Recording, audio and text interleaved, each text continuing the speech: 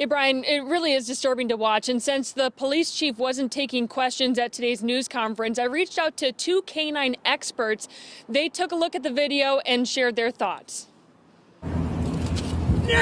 Video emerged showing a Salisbury canine handler scold his dog for exiting the cruiser. But what he did after is now being investigated. It shows the officer clipped the dog's leash onto its collar, swing it over his shoulder before he slammed it into the car and appears to hit the dog. Other officers are heard saying there are no witnesses. I think this was an example of something that you should not do. Roy Taylor has been a canine handler for more than 20 years. He's been a police chief in 3 different North Carolina cities. I mean, he's cutting off that blood supply and air for several seconds. And then by throwing him in the vehicle the way he did, he risked causing some cerebral spine injuries to the dog. Taylor says there are a number of things to factor into this video.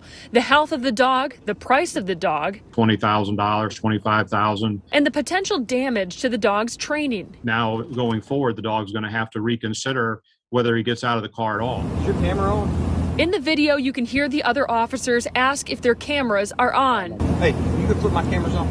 And then request they be turned off. The dog Zool and the officer are separated while an outside agency investigates.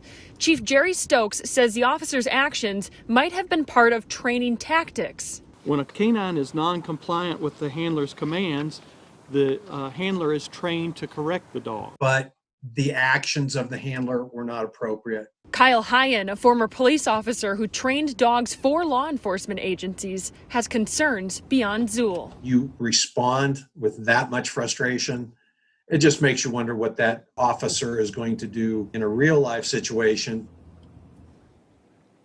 Chief Stokes would not release that officer's name, nor would he confirm or deny if any other officers are under the microscope.